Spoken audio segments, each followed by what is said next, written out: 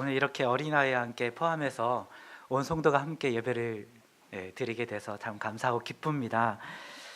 어린이 주일이죠. 저는 이렇게 어린이들과 함께 다 같이 예배를 드리면 생각하는 것이 하나 있습니다.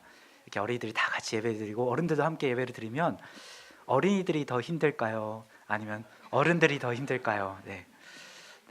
근데 제가 설교를 준비하면서 깨닫게 되는 것은 말씀을 준비하는 사람이 가장 힘들구나 라는 것을 깨닫게 됩니다. 네, 오늘 또 이렇게 같이 서서 함께 예배 드리는 걸 보면 역시나 아이들이 가장 힘들겠고 그리고 지도하시는 전도사님 그리고 선생님들이 많이 수고가 있겠구나라는 생각을 하게 됩니다. 부디 주님께서 은혜를 주셔서 어린아이들이 저를 싫어하지 않도록 이 예배 후에 그렇게 되지 않도록 또 한 성령님께서 인도해 주셔서 함께 듣고 하나님께 나아갈 수 있는 시간이 되기를 소망하게 됩니다. 오늘의 본문은 어린이 주일에 많이 듣게 되죠. 그래서 잘 읽어보면 오늘 교동문에도 겹치게 되기도 하고 찬송가도 겹치고 어린이 주일이라는 것을 잘 알게 됩니다. 근데 오늘 본문에 보면 처음에 시작인 이 본문의 시작은 사람들이 묻는 질문에서 시작이 되죠. 천국에서 가장 큰 사람이 누구입니까? 라는 그 질문에서 천국에 대한 이야기임을 알 수 있습니다. 사람들은 천국에서 가장 높은 사람이 누구인지 궁금했습니다. 그래서 예수님께 물어보죠. 천국에서 가장 높은 사람이 누구입니까? 아마 질문을 하면서도 사람들은 생각했을 겁니다. 믿음의 조상 아브라함일 것이거나 아니면 민족의 지도자였던 모세이거나 아니면 그 이스라엘의 가장 위대한 강성한 왕조를 이루었던 다윗 왕이 아닐까. 예수님은 그 중에 한 명 정도 아니면 또 다른 인물이든 그 사람의 이름을 대면서 그 사람이 가장 위대하고 또 천국에서도 가장 높을 것이다, 그런 대답을 기대하면서 아마 물어봤을 것 같습니다. 근데 예수님께서는 전혀 예상치 못한 답을 주시죠. 어린아이 한 명을 데리고 오셔서 그 무리 가운데 세우시면서 이 아이가 천국에서 가장 높은 사람이다, 가장 큰 사람이다 라고 이야기해 주십니다. 아주 파격적으로 하지만 확실히 전달될 수 있는 메시지를 보여주시죠. 이것은 마치 얼마나 파격적이냐면 지금 그루터기 교회에서 누가 가장 큰 자입니까? 가장 중요한 자입니까? 라고 물어본다면 우리는 언뜻 생각할 때는 그럼 장로님 아니면 목사님, 그런 생각을 자연스럽게 어쩌면 1차적으로는 하게 될 것 같아요. 물론 성경 말씀 알고 있기 때문에 답을 예상하고 계시겠죠. 어린 아이일 것이다 라고 예상을 생각하시고 계시겠지만 정말로 예수님은 그렇게 말씀하신 겁니다. 우리 무리 가운데, 그루터기 교회 가운데 정말 예수님께서 말씀하신다면 가장 큰 자는 어린아이다 라고 말씀하시는 것 같은 답을 주신 것입니다. 세상 바깥에서 하는 말이 있죠. 미운 4살, 그리고 하고 싶은 모르시는 분이 더 많으실 텐데 7살. 교회라서 말을 참 할 수 없는데 교회 성도님들은 전혀 모르실 겁니다. 제가 그렇게 믿고 있습니다. 근데 바깥에서는 하는 말이죠. 그래서 어린아이에게 미운 4살 그리고 보내버리고 싶은 7살이라는 그런 말을 하게 되는데 교회 밖에서 우리 교회는 안 하실 줄 믿습니다. 근데 그런 이야기를 듣는 어린아이들을 예수님께서 세우셔서 이 아이가 너희들이 소망하고 가고 싶어하는 믿음으로 바라보고 있는 천국에서 가장 높은 사람이다, 큰 사람이다 라고 이야기를 하신 것입니다. 그러니까 사람들이 궁금하고 또 쉽게 동의하기 어려운 면이 있었을 것입니다. 4절에서 예수님은 그 이유에 대해서 설명해 주시죠. 그러므로 누구든지 이 어린아이와 같이 자기를 낮추는 사람, 자기를 겸손하게 낮추는 사람이 천국에서 가장 큰 사람이다 라고 이야기를 해주십니다.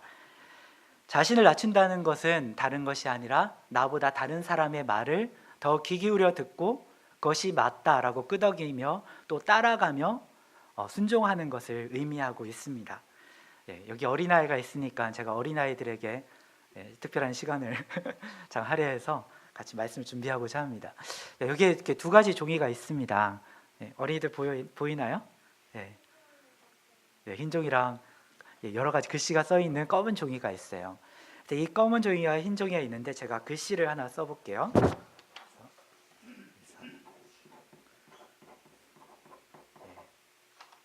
보이면 안 되는데, 혹시 글씨가 보이나요? 네, 글씨가 어른들도 안 보이시죠? 네, 안 보이죠? 어린이들도 하기는 힘들 겁니다. 모르는 게 맞습니다. 안 보여야 됩니다. 이제 여기 흰 종이에다가 단정히 써볼게요. 이제 좀 더 크게. 제가 굵은 글씨를 써야 되는데 혹시 읽은 글씨 보이나요? 예, 민영이가 크게 읽어줘서 고마워요. 아주 계획했던 대로 잘 되고 있어요. 네. 어린아이의 마음은 이렇게 하얀 종이와 같아서 우리가 하나님이라고 쓸 때 그대로 나타나게 되고 그대로 하나님의 뜻을 드러나게 되고 그것이 그 마음 속에 남게 되죠.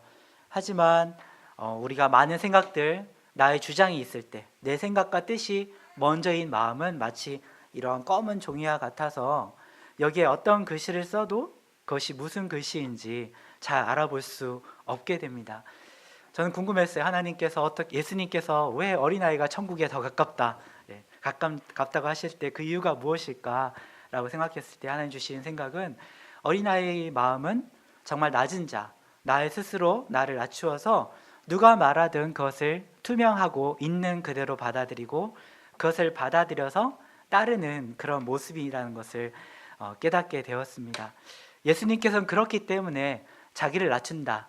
그것은 나의 생각, 나의 뜻, 나의 욕심, 나의 생각, 그런 것이 내 삶의 중심이 되어서 나를 이끄는 것이 아니라 정말 언제든지 깨끗한 마음이 되어서 그걸 쓴 그대로 그것을 받는 그 마음이 자기를 낮추는 마음이라고 알려주셨습니다.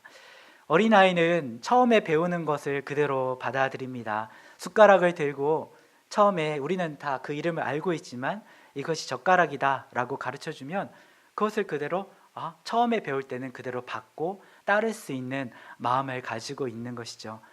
하나님에 대한 것도 마찬가지입니다. 하나님의 말씀이다. 하나님은 너희를 사랑하신다 라고 말씀해 주실 때 그것을 그대로 따를 수 있는 것이 어린아이의 마음이며 그렇기 때문에 어린아이가 천국에 더 가깝고 천국에서 더 큰 사람이다라고 예수님은 말씀해 주십니다. 어린아이에 대한 부분은 여기서 마무리 지을 수 있을 텐데요. 정말 이 첫 번째 중요한 포인트입니다. 어린아이의 같은 마음을 가지는 것. 그리고 우리도 어린아이였기 때문에 그 어린아이의 마음으로 가지고 있었던 그때를 기억하면서 사는 것. 또 그렇기 때문에 아까 전에도 찬양을 드릴 때 어린아이가 나오기만 하면 어른들이 다 스마일 하시고 다 웃으시더라고요. 그 어린아이가 귀함을 우리 마음속에서 알고 있기 때문에 또 편안해지고 또 감사한 마음으로 함께 설 수 있게 됨을 보게 됩니다. 근데 예수님께서는 4절의 말씀으로 끝나지 않고 5절의 말씀에 이어서 이야기해 주십니다. 그것은 뭐냐면 이 어린아이를 영접하라고 말씀해 주시는 거죠. 이 어린아이 하나를 영접하면 그것이 너희가 이 소자를 하나 영접하는 것이 귀하다라고 말씀해 주십니다. 영접한다는 말의 의미는 우리가 잘 알고 있죠. 영접한다는 것은 대접한다, 귀한 손님을 맞아들인다, 아니면 소중한 사람을 모셔드린다라는 의미를 담아내고 있습니다. 근데 세상에서는 어린아이는 사실 영접한다는 말과는 잘 어울리지 않아요. 아이를 환영한 정도, 아니면 잘 맞아주는 것, 잘 토닥여주는 것, 그 정도가 어린아이들에게 대하는 태도라면 그것이 적합할 것이다 라고 이야기할 것입니다.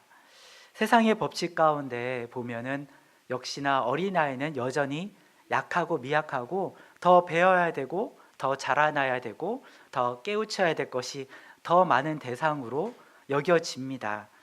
사실 어린아이는 세상에서 가장 낮은 계층 가운데로 대우를 받고 있는 것이 사실이죠. 또 그렇게 스스로 낮추면서 살도록 또 영향을 받고 있는 존재가 바로 어린아이일 것입니다. 요즘은 어린아이가 상전이다 라는 그런 말도 얘기를 나오지만 사실은 그 말은 다른 뜻으로 보면 어린아이가 상전이 될 수 없는 거 아니냐라는 것을 깔고 그것을 전제로 하는 말일 거라고 생각합니다. 그리고 사실 이 어린아이는 정말 귀하고 소중하지만 여전히 현대사회에서도 많은 가정의 폭력에서도 가장 아래에서 폭력을 받는 그런 피해자로 서 있는 것을 보게 됩니다. 특히나 2016년 작년에는 우리가 기억하기 싫은 또 가슴 아픈 아동폭력에 대한 이야기들이 많이 등장했던 시기이기도 했죠. 특히나 제가 잘 저와 비슷한 처지에 있었던 어떠한 가정의 상황에서 신학교에서 또 가르치기도 하는 그 가정에서 있었던 폭력의 상황들에 떠올리면 어떻게 그런 일이 있을 수 있을까라는 마음 아픈 기억들을 다시금 생각하게 됩니다.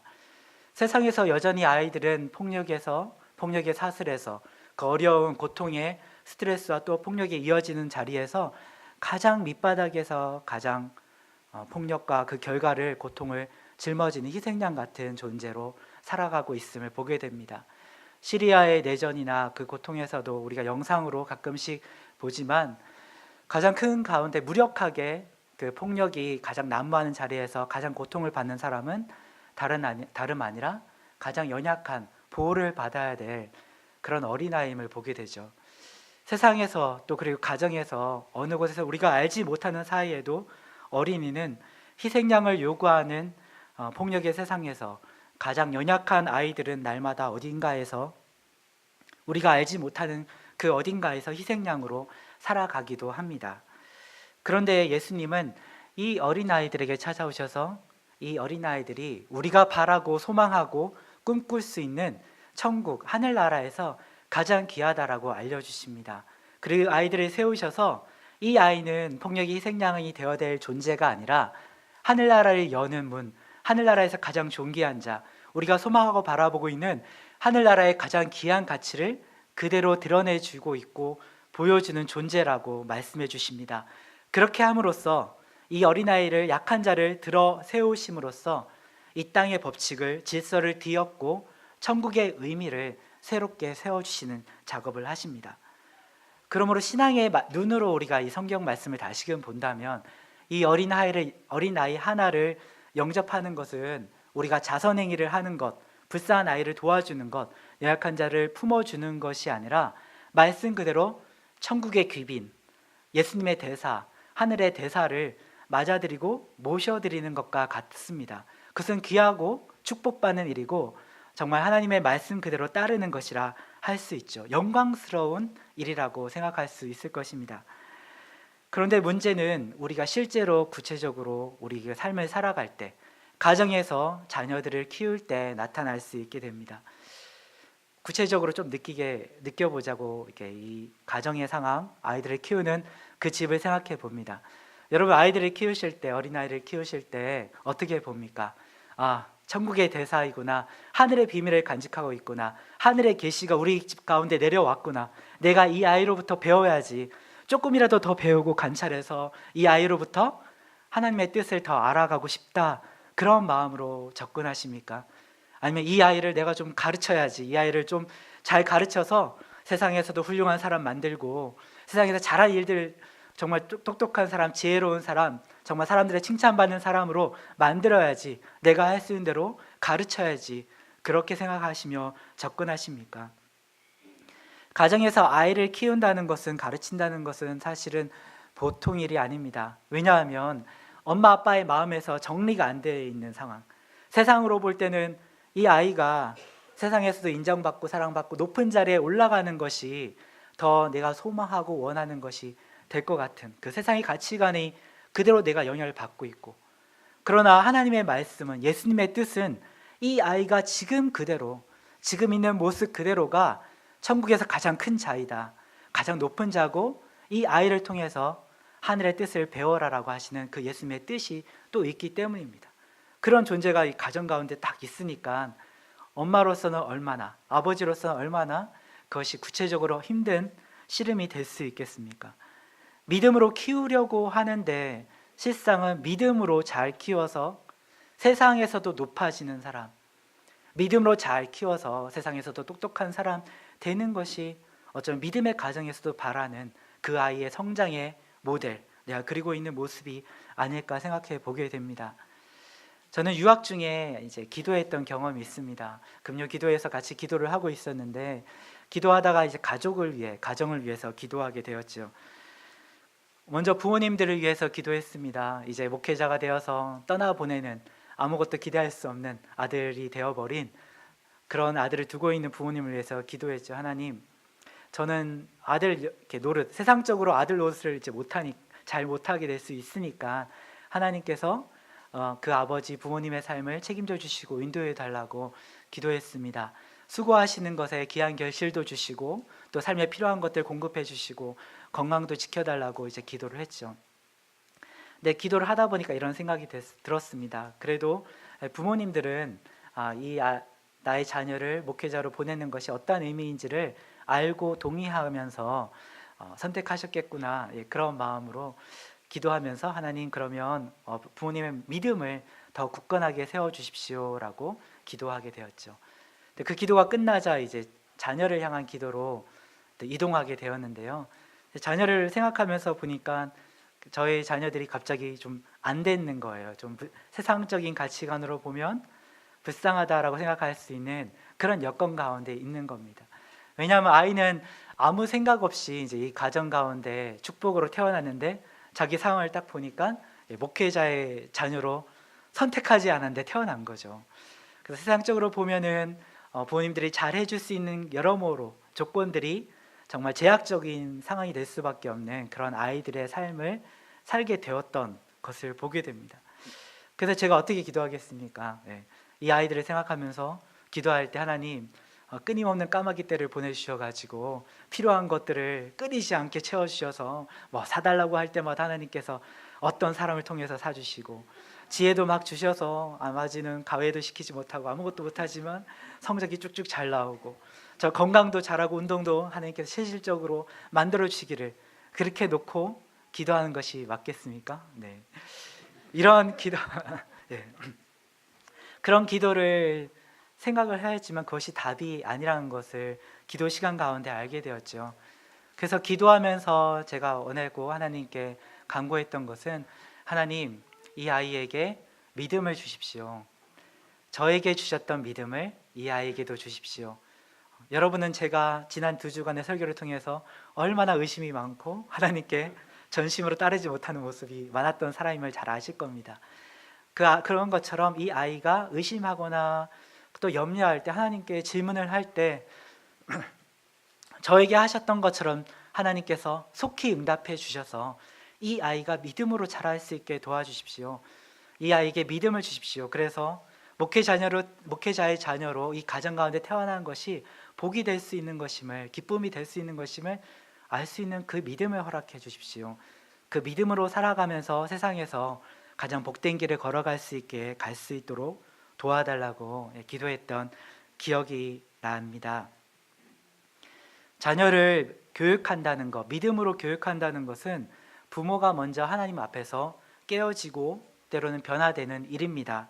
왜냐하면 아이들은 사실은 나의 가장 큰 애착의 대상, 가장 큰 사랑의 대상이 자연스럽게 되기 때문에 내가 가장 소중히 여기는 것, 그 가치관 그대로 아이들을 키우고 싶어하는 그 마음이 들기 때문입니다. 내가 정작 소중히 여기는 것이 무엇인지가 밝히 드러나게 되고, 또 하늘의 가치를, 그러면서 하늘의 뜻과는 어떻게 또 다른지를 또 분명하게 드러나게 되는 자리가 바로 자녀를 키우는 그 자리이기 때문입니다. 오늘의 말씀의 제목은 천국의 아이들인데요, 영화에서 따왔습니다.